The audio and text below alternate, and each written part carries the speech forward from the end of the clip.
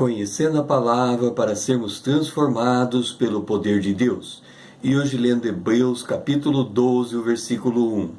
Portanto, também nós vimos que temos a rodear-nos tão grande nuvem de testemunhas. Uma das grandes obras do Espírito Santo é nos conectar uns aos outros e nos tornar a grande família de Deus. Ouça esta declaração do apóstolo Paulo. Efésios capítulo 2, o verso 19. Assim, já não sois estrangeiros e peregrinos, mas concidadãos dos santos, e sois a família de Deus.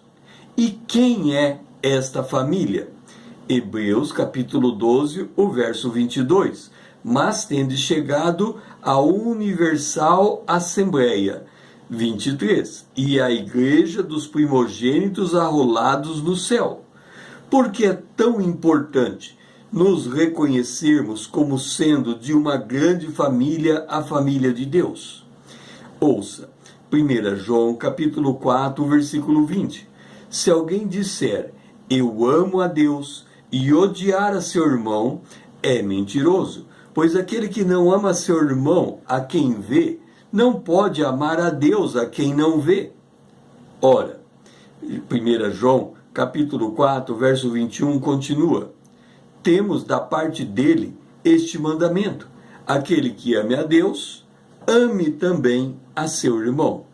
O amor que nos une a Deus é o mesmo amor que nos une uns aos outros. E é por termos chego à compreensão que estamos conectados uns com os outros pelo Espírito de Deus, que nós formamos a Universal Assembleia, que nós formamos a Igreja dos Primogênitos do Céu. É porque nós somos parte desse povo que temos condição de ver o próprio Deus. João, o apóstolo, ele demonstra essa verdade, que a única condição de termos uma visão de Deus é termos uma visão da unidade do corpo de Cristo. Ouça, você quer ver o próprio Deus? É preciso discernir Deus na vida do seu irmão. Precisamos discernir que você e eu estamos conectados pelo mesmo Espírito. Nós somos pedras que vivem. Nós somos edifício espiritual em Cristo Jesus, que Ele próprio está edificando pelo poder do Espírito Santo. Preste atenção. João viu Deus. Apocalipse capítulo 1, versículo 12. Ele tem a intenção de ver Deus. Mas o que é que ele vê antes de ver a Deus? Diz assim: voltei-me para ver quem falava comigo. Era uma voz que vinha por detrás dele. E vendo, vi 7 candeeiros de ouro. Antes de continuar a visão, vamos nos perguntar: quem são os 7 candeeiros de ouro que João está vendo antes de chegar o próprio Deus? A primeira coisa que João viu, ele descreve em seguida, lá no verso 20 de Apocalipse capítulo 1.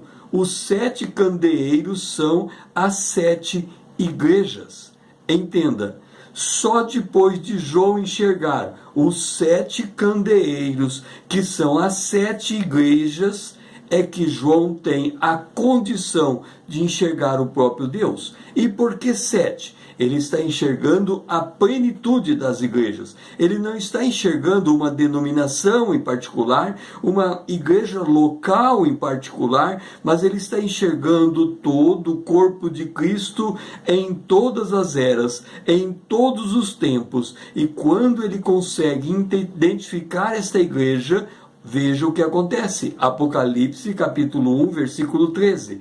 E no meio dos candeeiros, isto é, no meio das 7 igrejas, um semelhante ao Filho de Homem, com vestes talares e cingindo a altura do peito com uma cinta de ouro. João, quando viu quem estava no seio da igreja, quando ele conseguiu identificar a igreja e depois da igreja, aquele que estava no seio da igreja, vamos deixar que ele próprio relate o impacto que isso causou nele. Apocalipse capítulo 1, verso 17. Quando vi aquele que está no seio da igreja, caí aos seus pés como morto, porém ele mesmo pôs sobre minha mão direita, dizendo: não temas, eu sou o primeiro e o último.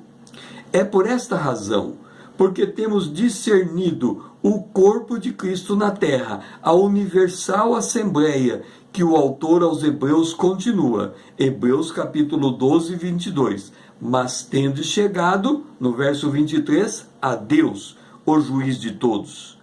Barnabé tinha esta visão de Deus, pois quando ele via a igreja, ele via algo que impedia de enxergar as imperfeições desta mesma igreja, pois ele confiava que Deus é o juiz de todo, aquele que trata a todos por igual. Por isso ele não olhava individualmente cada membro nos seus defeitos, nas suas falhas, nas suas fraquezas, mas ele olhava a igreja como um todo. Vamos ver o testemunho de Barnabé. Atos capítulo 11, verso 23. Tendo ele, Barnabé, chegado a Antioquia, e vendo a graça de Deus, alegrou.